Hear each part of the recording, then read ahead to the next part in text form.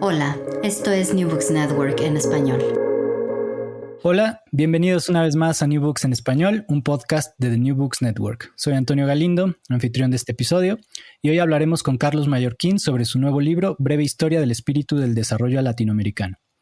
Carlos Mallorquín, bienvenido a este podcast. Muchas gracias por aceptar la entrevista. Me gustaría saber un poco acerca de tu trayectoria intelectual y qué te ha llevado a construir esta obra que hoy sobre la que estamos conversando.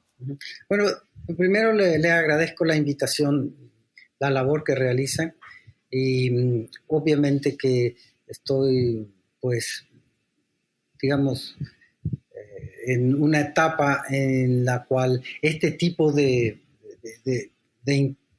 comunicación vía ya sea radio o este mecanismo nuevo, estilo Zoom o etcétera, es nuevo para mí, digamos, y eso se demuestra por la edad en que tengo y en los trabajos que he estado haciendo, digamos.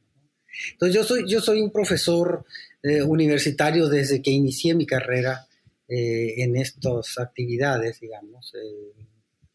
Yo tengo más o menos, trabajé unos 25 años en la Universidad Benemérita Autónoma de Puebla, y en los últimos 12 años después me mudé a Zacatecas y estoy trabajando en la Universidad Autónoma de Zacatecas, adscrito a un centro de investigación que se llama Centro de Estudios al Desarrollo.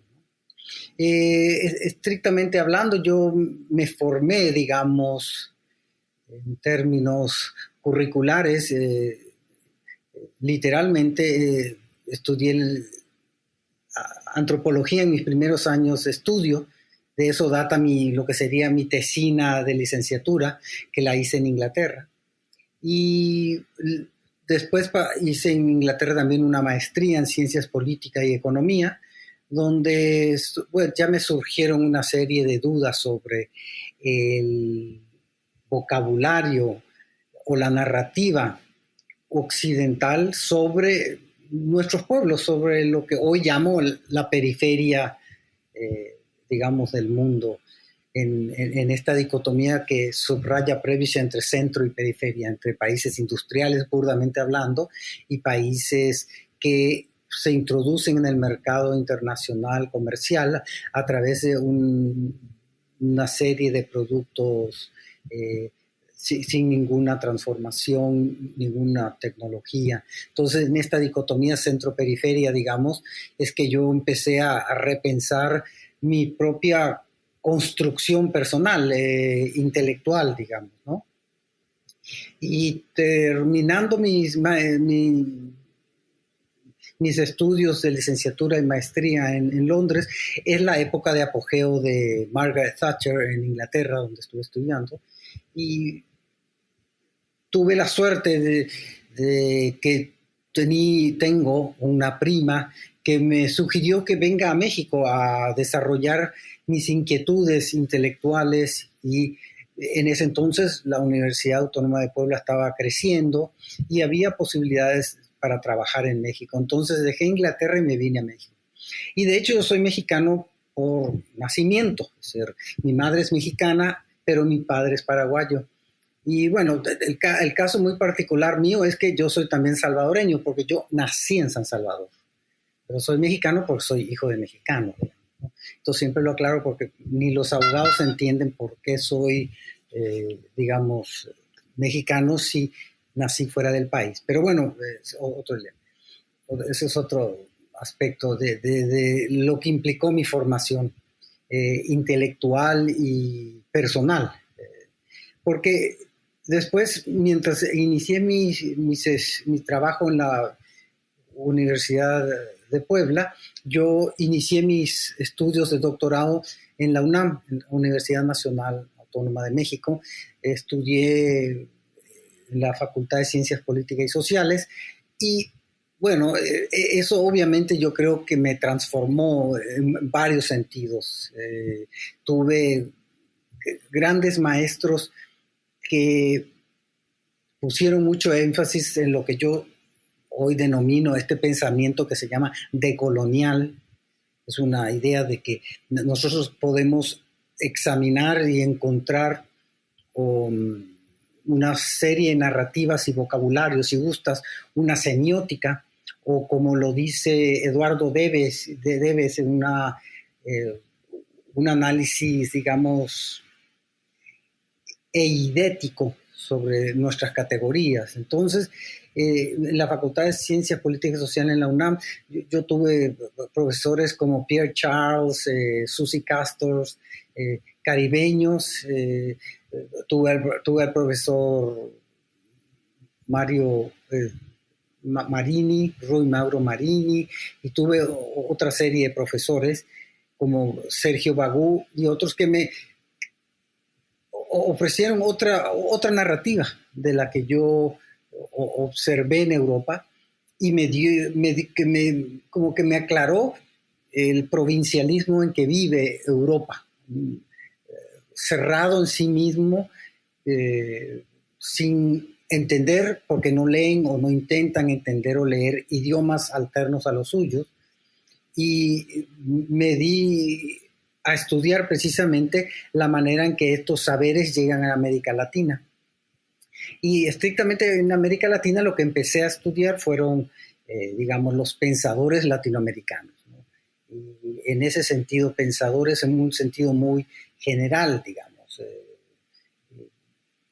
Por ejemplo, la obra de Eduardo Debes, que ya he señalado, es una obra, digamos, enciclopédica. Yo me centré en 2 o 3 autores y sigo en eso, que burdamente se les puede decir economistas, pero la economía, como desarrollaré más adelante, tiene una, digamos, estructura narrativa, argumentativa, muy distinta a lo que se entiende hoy en día, especialmente por los últimos 25 años, por economía, que es la que reciben todos los jóvenes. Y desafortunadamente la noción de economía en el pensamiento económico latinoamericano tiene otras condiciones de existencia.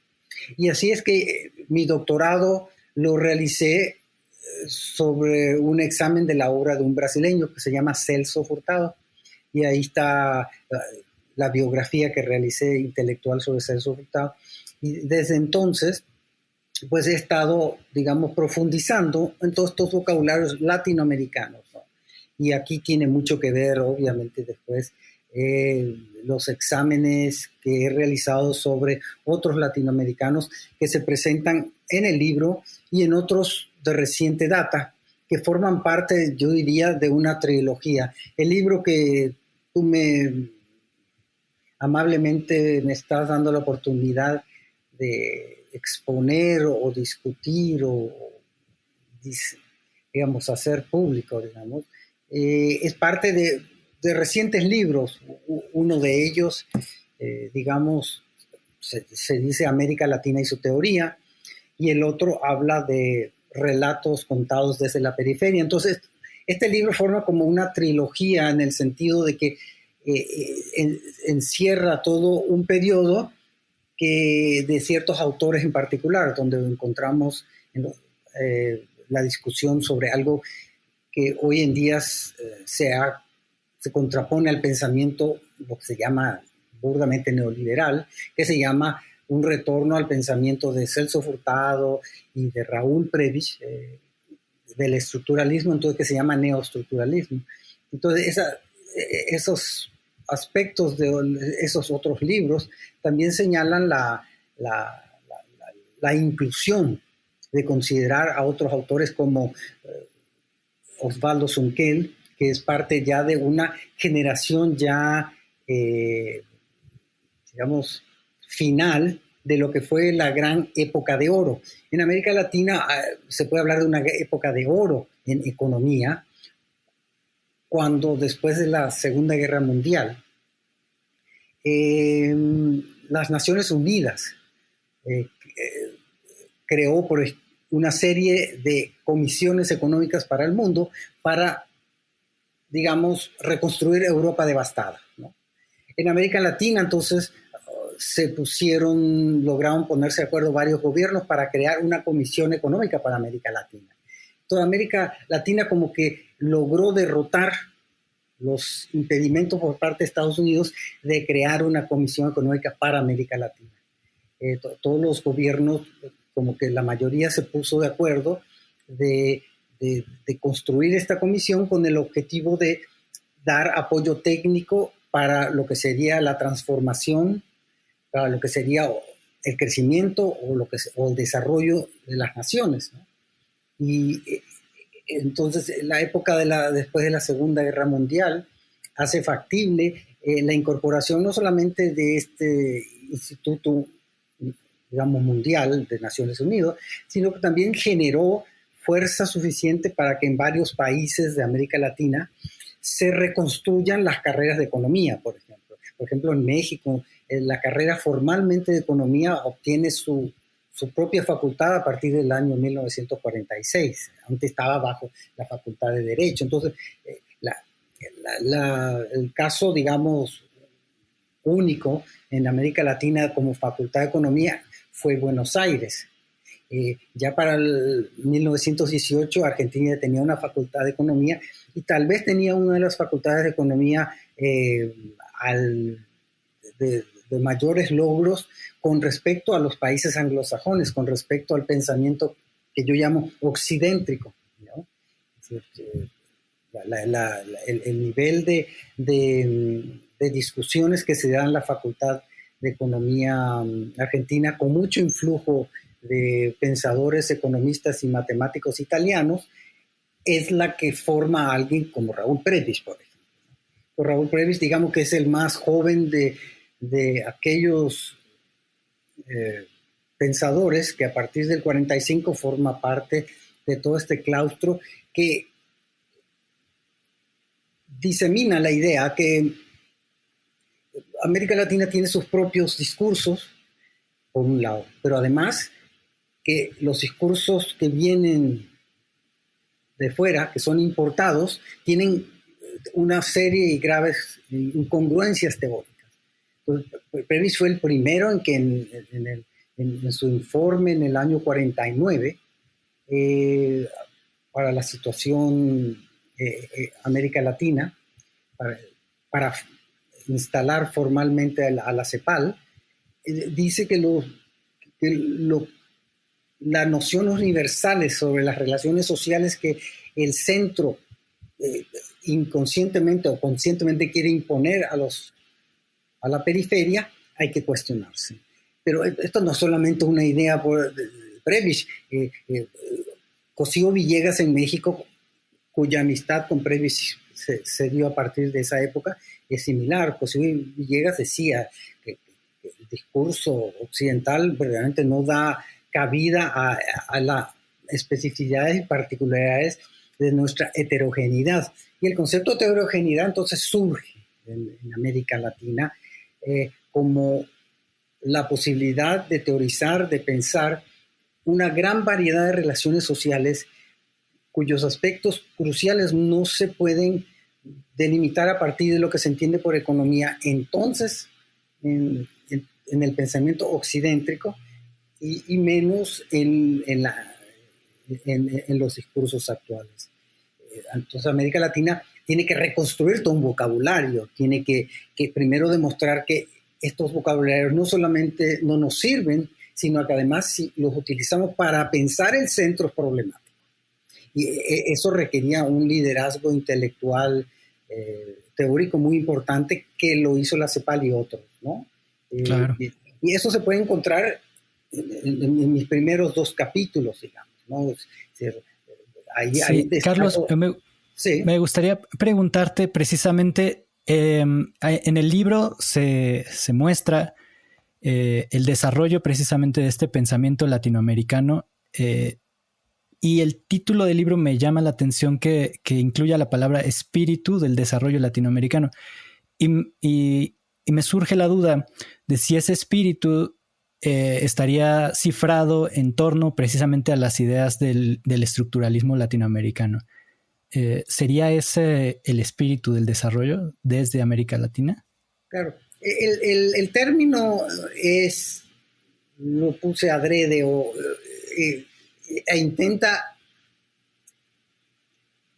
en cierta manera, intimidar a cierta estrategia o ciertas convenciones o ciertas perspectivas que analizan este surgimiento de este nuevo vocabulario sobre la economía a partir de supuestamente discursos que esta narrativa está cuestionando. Entonces, digamos, en ciertos marxismos vulgares, el espíritu es algo ideológico, algo irreal, y algo que se contrapone a algo llamado material, y entonces uno tiene que entender las relaciones sociales como surgidas en un ámbito material.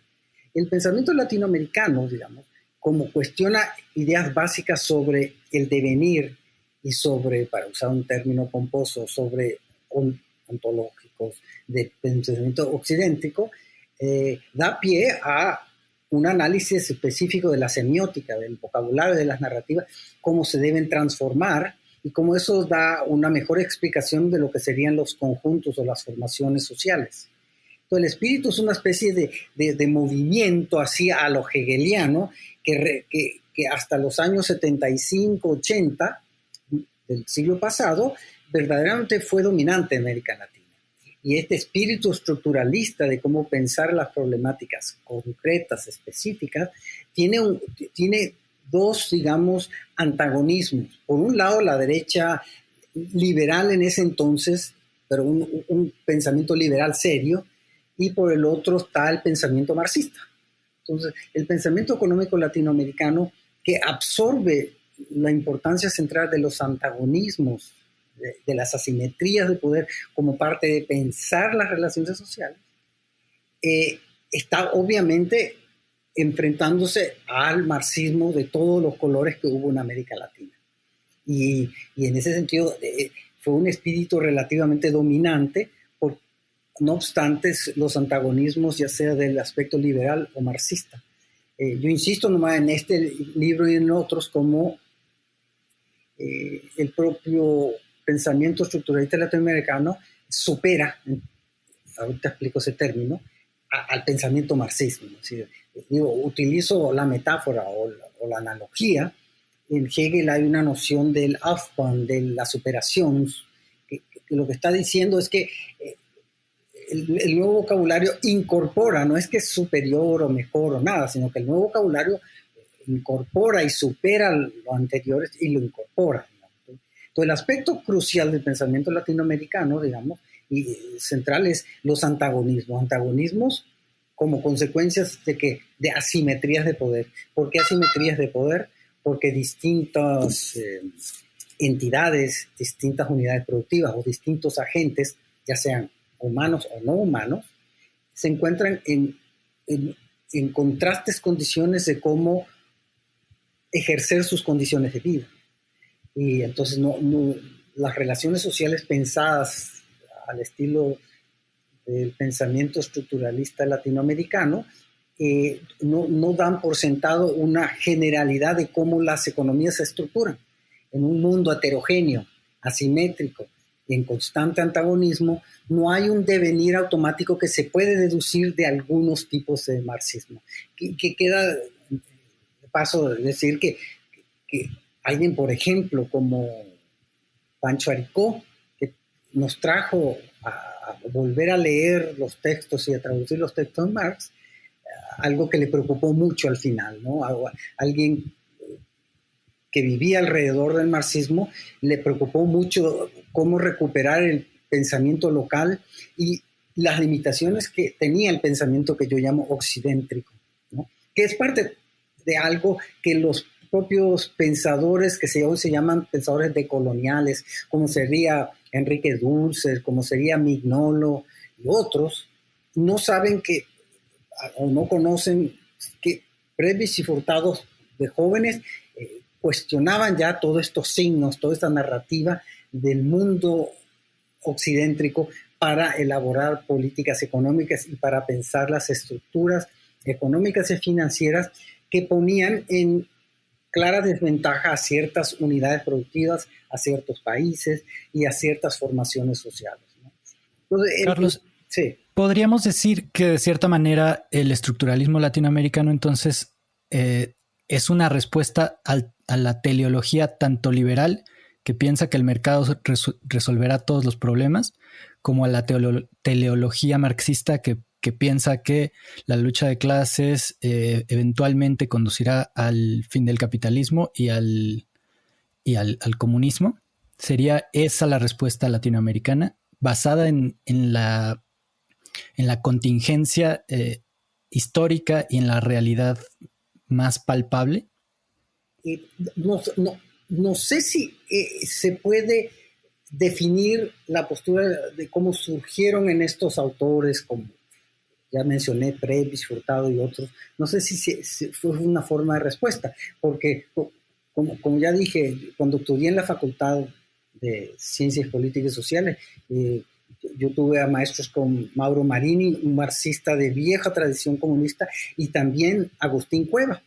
Entonces, que venían de esta trayectoria, ¿no? Pero eran autores que estaban dispuestos a escuchar estas alternativas, o de lo contrario, como dicen ellos, no me hubiera titulado. Tú muy bien señalas que esta idea, esta perspectiva de una narrativa sobre la historia es contingente, precisamente porque como no hay un ser general gobernado por fuerzas, como tú dices, teleológicas, preestablecidas, el mundo siempre está en momentos de cambio. No sé si es respuesta al pensamiento liberal o al pensamiento marxista, porque a ambos confronta teóricamente, ¿no? Digamos, el mercado es una entidad que es producto de ciertas relaciones sociales muy específicas, producto de unas relaciones asimétricas de poder muy específicas. Las condiciones de existencia de los agentes es muy diversa y por lo tanto hablar de mercado en general tampoco sirve, porque lo paradójico, y esta es la respuesta vis-a-vis el marxismo, lo paradójico es que parte del vocabulario del estructuralismo latinoamericano es crear paradójicamente mercados. Entonces, es decir, ¿cómo logras que entidades que no pueden comunicarse, que no pueden comerciar, que sí lo quieren hacer por cuenta propia, actúen en un conjunto dado de antemano como llamado un mercado? Porque para el pensamiento estructuralista latinoamericano el mercado es finalmente un fenómeno que se puede explicar por las asimetrías de poder entre los distintos agentes productivos. Y los agentes productivos poseen en separación, digamos así, poseen sus condiciones en separación con respecto a otros entes, a otros agentes productivos, otros entes, porque poseen solamente algunas de estas actividades, las cuales se deben, digamos, suplir con los intercambios. Esto, por un lado, por eso recibía la crítica por parte del marxismo. Y el marxismo entonces creó o incorporó parte de este vocabulario estructuralista y generó lo que en América Latina se llamó la teoría de la dependencia. Entonces, la teoría de dependencia como que asumía este discurso de la asimetría de poder entre centro y periferia, la asimetría entre formaciones económicas periféricas que dependían de este intercambio exterior y sus consecuencias y vaivenes económicos negativos, ¿no? Y el marxismo en ese entonces planteaba este devenir a grandes rasgos que en la perspectiva estructuralista se resolvía diciendo que mientras ese movimiento se logra, mientras no llegue la revolución socialista universal, tenemos que hacer algo. Entonces, es obvio que el pensamiento estructuralista latinoamericano es un pensamiento dirigido a problemas concretos, específicos, para transformar la división social y geográfica de las economías de la periferia. Es un pensamiento que quiere ofrecer o cree que tiene un argumento de ofrecer formas de reorganizar la división social, geográfica y tecnológica de los países, ¿no? Y si la revolución vendrá, adelante que venga, pero mientras, la mayoría de los pensadores estructuralistas tomaron una decisión que no había que quedar al margen de este devenir supuestamente de transformación total. Ahora, en el pensamiento estructuralista latinoamericano hay una gran variedad de autores. Eso y eso demuestra la calidad del liderazgo o el caudillismo, si gustas, de Raúl Previs, de poder trabajar. Por ejemplo, Víctor Urquidi es tal vez uno de los pensadores liberales dentro de este conjunto de autores, ¿no? Y por el otro lado está Celso Furtado, digamos. En esta dicotomía de derecha o izquierda dentro, tendríamos en toda esta contraposición entre visiones de Celso Furtado, Osvaldo Sunquel y la posición de Víctor Urquidi. E inclusive tenemos al mexicano Noyola, que al fin y al cabo dejó la CEPAL, donde estuvo trabajando un tiempo en la Comisión Económica para América Latina, y se unió al movimiento de la revolución y transformación cubano, ¿no?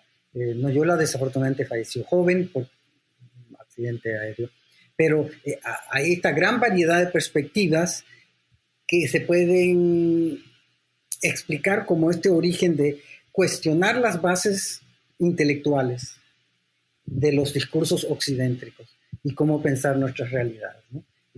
Y como ya insistí, eso se puede también ver en uno de los capítulos del libro, donde trato más o menos de mostrar esta evolución del pensamiento sobre el estructuralismo latinoamericano, sus diferentes corrientes, ¿no? E igualmente intento ya pasar a ver qué ocurrió con la época de Thatcher y Reagan, donde surge el retorno del liberalismo que hoy denominamos neoliberalismo, un retorno a creer, como tú decías, que el mercado va a resolver de manera, entre comillas, eficiente estas grandes masas de desigualdades y asimetrías de poder vía la distribución del ingreso. El neoliberalismo, no más que llegó a América Latina especialmente, es un neoliberalismo que se olvidó de sus bases fundamentales del rescate del individuo. Es paradójico decir esto, pero el neoliberalismo en América Latina llegó con botas militares, es decir, Chile con Pinochet a la cabeza y en muchos otros países, y obviamente con el apoyo, como siempre, y desafortunado de la política exterior estadounidense. Entonces, el neoliberalismo es un liberalismo truncado, pues, pero entonces acá hay una especie de capítulo que explica cómo la crítica del pensamiento neoliberal al estructuralismo está equivocada, pues, ¿no? Y utilizando sus más importantes críticos. Y yo creo que esta postura que tienen que defender los estructuralistas siempre iba a ser difícil, porque por un lado las transformaciones sociales, la reconstrucción social y geográfica del trabajo de las formaciones económicas supone, como tú dices, tomar en cuenta el aspecto contingente de nuestras relaciones sociales, el aspecto de los cambios, ¿no? Igualmente, y así que aquí quiero subrayar, el libro tiene un capítulo donde busco a autores de pensamiento occidentrico o anglosajones que al dejar la ortodoxia económica, llamémosle por ahora neoliberal, en los años 20-30, ofrecían perspectivas similares. Entonces, uno de los capítulos hago el esfuerzo de ver cuál es la relación o si puede haber algún tipo de cercanía entre el institucionalismo norteamericano y el pensamiento estructuralista latinoamericano. Uno de los capítulos trata de ver cómo el institucionalismo norteamericano pierde fuerza en los años 40 cuando la disciplina y la estructura curricular en Estados Unidos está cambiando rápidamente y los institucionalistas están desplazados del poder. Entonces, lo que quiero dar a entender es que examinar posibles lazos o alianzas teóricas con discursos que no tomaron o intentan cuestionar las mismas bases de sus pensamientos, ¿no? Entonces, el libro como que eso reúne esta discusión con el institucionalismo norteamericano. Aquí tengo que subrayar que el institucionalismo norteamericano del cual hablo es de pre-Segunda Guerra Mundial, porque existe contemporáneamente a través de la obra de North y otros un institucionalismo medio renovado donde intenta teóricamente incorporar aquellos aspectos del dominio del pensamiento neoliberal para pensarse. Y nuevamente subrayo esto, el pensamiento estructuralista latinoamericano también está pensando en el individuo. La imagen que se ha dado de que la concepción estructuralista de la economía es una concepción estatista, que solamente piensa en grandes entidades y de participación estatal, no es cierto. Como dije, la idea de reconstruir el panorama y el horizonte geográfico de nuestras naciones era lograr cómo se conecten comunidades, lograr mercados para que haya intercambio. Y de hecho, mire, mira a Gómez Morín, creador del PAN en los años 30, 40. Es decir, él siempre decía, hay cosas que hay que dejarlo al individuo, ¿no? Y sin embargo era un gran creador de instituciones, ¿no? Digamos que esta dicotomía, hoy los neoliberales han olvidado la importancia de las instituciones sociales, ¿no? La importancia de crear entidades más allá del individuo, lo cual no significa eludir nuestros deberes y nuestra idea de proteger al individuo. Y paradójicamente el pensamiento neoliberal se ha olvidado de eso, ¿no? Se ha olvidado de las asimetrías de poder entre individuos, entre entidades, entre productores, y ha asumido erróneamente la crítica que se ha dado al pensamiento estructuralista latinoamericano como una concepción estatista o cuasi socialista en algunos casos, ¿no? Estas contrapuestas posiciones sobre cómo el estructuralismo latinoamericano defendió sus posturas de política económica son claras en el libro, digamos, las desarrollo, ¿no? Y sí. digamos, déjame nomás, perdón que te interrumpa, y el último capítulo, digamos, lo que yo intento es ver cómo incorporamos esta visión pluricultural, heterogénea de pensar nuestras formaciones sociales a ámbitos muy particulares. Entonces ahí desarrollo una especie de intento, experimento de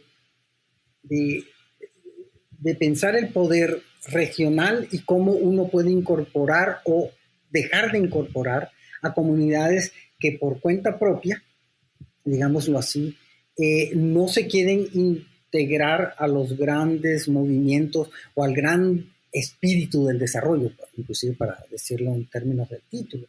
Y por eso toco el aspecto de los zapatistas en los años 90, cuyo discurso también cambió. Lo que quiero sacar a relucir con este aspecto es que esta misma idea de la heterogeneidad económica y cultural debe ser recuperada, ¿no? Es decir, en América Latina el único estado que se ha comprometido, por lo menos retóricamente, a hablar de lo plurinacional es Bolivia. Sin embargo, creo que muchos millones de muertos y nuestra revolución en México no nos ha acercado a pensar esta problemática. Ha habido una serie de políticas, ya sabemos, después de Cárdenas, sobre la integración del indígena, como ¿no? que adolecen la capacidad a veces de pensar estas condiciones muy particulares de nuestra diversidad cultural y política, fundamental en el pensamiento estructuralista latinoamericano. Y ya para terminar, porque te corté, de hecho, parte de pensar en la evolución de las economías latinoamericanas es que es crear grandes mercados comunes, que la CEPAL lo logró con Víctor Urquide en el 61, creando lo que se llama el Mercado Común Centroamericano.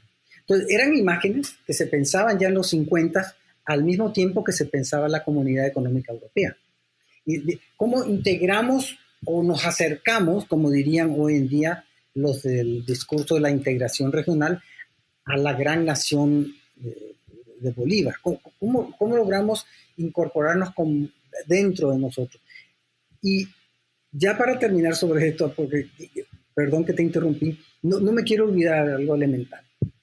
Sobre que ya dije que la CEPAL, por ejemplo, fue obstaculizada sistemáticamente por las políticas gubernamentales estadounidenses. Se logró porque, dada las confrontaciones inminentes que parecían en ese entonces entre la Unión Soviética, uno podía formar alianzas en Naciones Unidas, ¿no?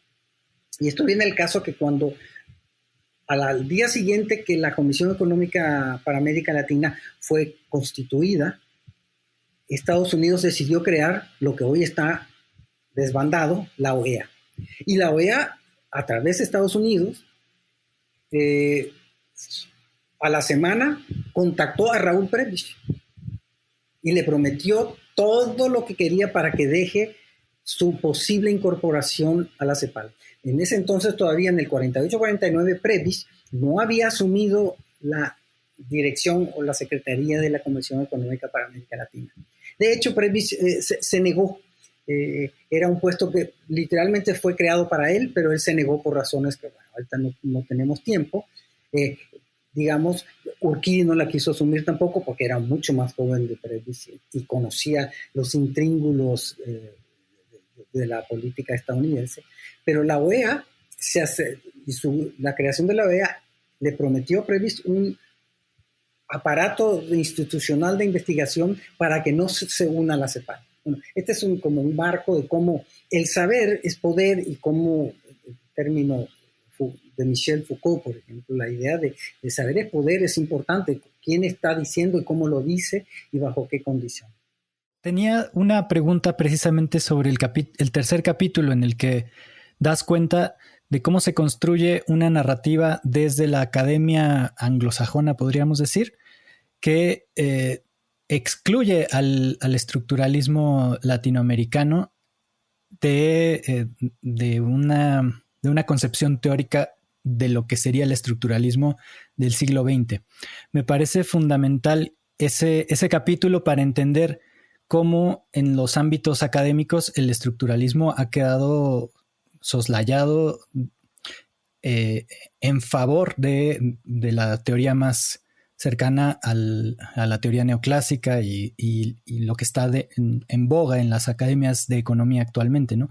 Creo que es fundamental entender cómo, como bien dices, el saber es poder y cómo desde los centros universitarios y académicos anglosajones se desplaza el pensamiento estructuralista latinoamericano como una corriente prescindible, ¿no? Como que desde su perspectiva es irrelevante, ¿no? No es necesario ni siquiera meterla en el relato de las trayectorias del pensamiento económico del siglo XX, y que eso da pie precisamente, como bien muestras, a que pues no haya una presencia en los institutos de economía del pensamiento, de este pensamiento endógeno latinoamericano, ¿no? Incluso ya en las universidades de América Latina. ¿Nos podrías comentar un poco más acerca de este proceso de desplazamiento o de ocultamiento de la trayectoria del estructuralismo latinoamericano?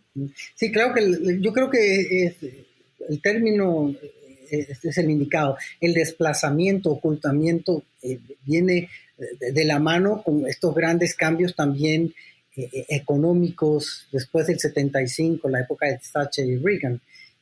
Las academias entonces obviamente se tuvieron que ajustar a ciertos lineamientos, especialmente en los países donde se cuestionaba ciertos rasgos keynesianos de cómo organizar o administrar la economía. Que, sin entrar en detalles, Keynes estaba muy consciente que hay limitaciones de pensar el mundo solamente a partir de la economía y la importancia entonces de cómo controlar ciertos parámetros económicos para introducir cierta demanda y cierta producción y ampliar, digamos, la eficiencia de la economía. Esta época de cambios de 1975 en adelante, obviamente genera un movimiento internamente en todas las academias, hacia adentro en el mundo occidental y también hacia afuera en América Latina. Y entonces la currícula y las estructuras de enseñanza en nuestros países sufrieron una grave derrota en ese sentido y fueron desplazados. Primero porque a veces uno debe de demostrar que los discursos dominantes en algunas academias del marxismo hacían a veces difícil la vida y, del estructuralismo latinoamericano. Ya que el estructuralismo latinoamericano rechazaba la dicotomía reforma-revolución. Y eso siempre estaban entonces como a la defensiva con respecto a esto. Entonces el vocabulario que se va transformando mundialmente implica la situación también de debilidad que presentan las economías, especialmente latinoamericanas. Después del 75, ¿qué hace Estados Unidos? Rompe con todos los tratados que firmó en Bretton Woods y decidió que el mundo del comercio internacional no se debe regir por las reglas que ellos mismos crearon en el 43-44. Y eso generó una serie de movimientos ahí sí inflacionarios, especialmente en la época donde lo que hace Estados Unidos es inventa, como lo está haciendo hoy, y por otras razones, yo creo congruentemente, inventa dólares. Y inventó dólares a tal nivel que llenó el mundo de dólares a tasas de interés en ese entonces bajas, cuyas consecuencias tiene graves efectos en la década de los 80 y 90 en América Latina, porque América Latina se encontró lo que, como ya se dijo, o ya se conoce como una década de no crecimiento, la década perdida. Y eso es porque las tasas de interés cambiaron. Estados Unidos recompone la estructura del comercio internacional vía sus tasas de interés, y esos adeudos dejan a nuestras economías en una situación de mucha debilidad. Y estas negociaciones se hacen a la par de lo que tú mencionas, a la par de que, bueno, ¿cuál era el vocabulario que había que desplazar y ocultar? Que era el estructuralismo latinoamericano, que en muchos lados se utilizaba explícitamente, sino implícitamente.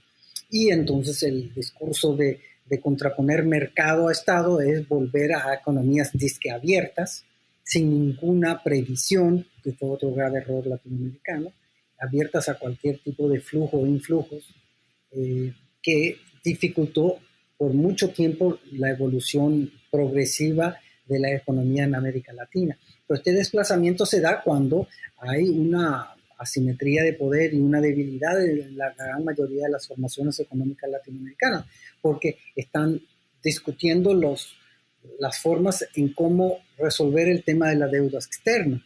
Y los inventos estadounidenses del Plan Brady y otros, solamente, digamos, lo que querían después era una apertura total de la economía latinoamericana sin previsión de qué sectores, digamos, apoyarlos. Entonces, esa política que se llamó supuestamente la sustitución, la industrialización por sustitución de importaciones, se tenía que echar para atrás porque, digamos, era ineficiente en cuanto a sus logros a corto y a largo plazo. Algo que no tengo tiempo de cuestionar, pero que es verdaderamente, digamos, la leyenda negra estadounidense y de las academias anglosajonas neoliberales. Y entonces en América Latina se difundió, como ya dije, el pensamiento neoliberal con las botas y los fusiles militares. La famosa esta hoy institución Mont Pelerin, también examinada por Philip Mirowski, un interesante pensador estadounidense, ya tenía sus contactos por toda América Latina y en sus academias. Y entonces a esas academias eran las que recibían apoyo. Y por otra parte, los estados financieros de nuestras naciones en América Latina tuvieron que reducir sus presupuestos y apoyo para pagar la deuda. Y así muchas de las academias dejaron de pensar la economía en aspectos de cómo reconstruir instituciones. Literalmente en el fondo del pensamiento estructuralista es cómo reconstruyes instituciones para que el individuo y digamos, la comunidad económica obtenga un mayor logro y un mayor nivel de ingreso. Entonces, este desplazamiento, entonces, es un movimiento a grandes rasgos de debilidades de la estructura contable financiera de nuestro gobierno. Hay siempre un intento de recuperar este pensamiento y a eso se trata mucho de mi obra. Mi trabajo, digamos, como ya señalé, esos 3 libros, es recuperar cuáles fueron las respuestas del pensamiento estructuralista latinoamericano ante estos cambios en el vocabulario. Primero una historia de cómo sucedió, que es el capítulo que señalas, y después ver en específicos casos cómo eso transforma a pensadores que ofrecen liderazgo, en Prebisch, en Furtado, en otros, ¿no? Siempre bajo este lema, digo, que hoy en día es mucho común del pensamiento decolonial, pero los decolonialistas no saben que de eso hablaba Prebisch en los 40 y 50, y entre paréntesis, Cosío Villegas, y entonces parte entonces mi trabajo es eso, ¿no? Y esos son mis cursos, los ofrezco en ese sentido, dar una especie de, si gusta, es una arqueología, si gusta, ¿no? También a lo mejor lo voy a decir de una manera porque tengo el privilegio de estar en México, algo que en América Latina es medio complejo entender. Digamos, escribo contra lo que se dice a grandes rasgos en México, escribo contra el malinchismo teórico. Si los que no entienden esto del pensamiento decolonial, aquí tenemos la figura elemental, y lo digo en el sentido coloquial con que utilizamos ese término, porque hoy sabemos que los historiadores hoy han recuperado y han reconstruido, yo creo hábilmente, la figura de la Malinche, y que creo que es la adecuada, pero estoy utilizando los términos de Ramos y Paz de los años 50 y 60, cuando analizan la cultura de lo que se entiende por malinchismo. Entonces, digamos, como que mi trabajo es de construir el malinchismo teórico. Insisto teórico porque no es un tema de personas o dónde naciste, menos yo que soy salvadoreño, mexicano, paraguayo, etcétera, ¿no? Es de construir el malinchismo teórico porque acá existen vocabularios para enfrentar y reorganizar las instituciones sociales. Carlos, pues muchas gracias por tu tiempo. Por último, me gustaría preguntarte en qué proyectos estás trabajando actualmente, qué podremos esperar próximamente de tu pluma. Pues, digamos, aparte de mis clases en la universidad, en el doctorado de estudios del desarrollo, yo sigo en un proyecto que ya tiene larga data, digamos, de una biografía de la obra de Raúl Prebisch. Aunque su obra ahora está resurgiendo, yo quiero hacer una biografía global de su vida y obra, y en eso trabajo actualmente. Partes de este trabajo ya lo hizo, lo pueden encontrar en mi libro Relatos desde la periferia, Relatos contados de la periferia. Ya se pueden ver partes de esta investigación, y estoy trabajando en eso. Quisiera poder terminar para el año próximo esta biografía sobre Raúl Prebisch. Bueno, ojalá Perfecto. Te haya sido útil esta plática. Muchísimas gracias por tu tiempo, por estar aquí en esta entrevista para nuestro podcast. Claro. Disfruté mucho la conversación y creo que sin duda es indispensable revisar Breve Historia del Espíritu del Desarrollo Latinoamericano para pensar en las posibles salidas a las problemáticas que la pandemia incluso ha traído a los países latinoamericanos y al mundo en general, ¿no? Muchas gracias por escuchar New Books en Español, un podcast de The New Books Network. Gracias por escuchar New Books Network en español.